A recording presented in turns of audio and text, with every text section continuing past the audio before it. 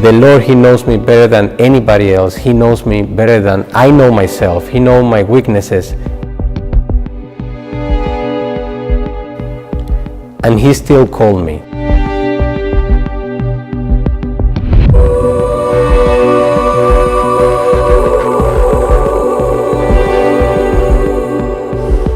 One of the beautiful things about the priesthood is that God doesn't call you because you're worthy of this great thing. He calls you because He created you to do this.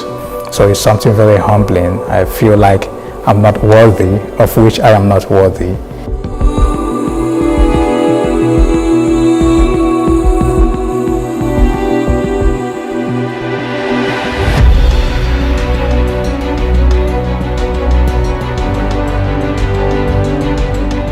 When you lay down on the cathedral floor, I'm literally laying my life down for Christ and His church.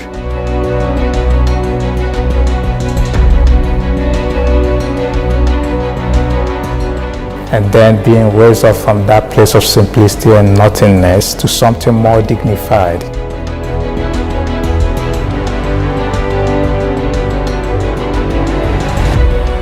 Everything flows through the hands of the priest. Grace, blessings. God has turned that over to instruments in this world to draw others closer to Himself. He's the one that makes me worthy. He's the one that sends me forth. It is His words that I'm going to give to the people, not mine. And you find that people, they encounter Jesus Christ through you and despite of you. But it begins for real when you step outside of that cathedral as a priest. You step out literally changed from when you stepped in. In those dark moments, to be the face of Christ, the face of hope. Like, this is it. This is my vocation. I found it.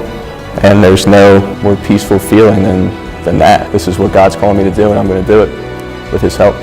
Through the 7 of us approaching this day, we're real witnesses that God will never abandon us. But not only the 7 that they will be with me, but also when you look down into the cathedral and you see all those priests, that's a very sacramental sign of the presence of the Lord. If we don't rely on our brother priest, the battle will be lost. It's almost like training for battle.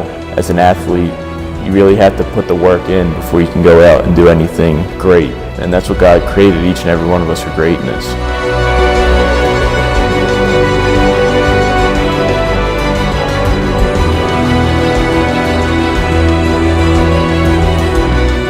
I will ask for your prayers so that I can be a joyful and a holy priest in my time, for my generation. As more young men continue to answer the call, God's going to make sure that the next generations have that access to His body and blood, that access to His mercy and forgiveness.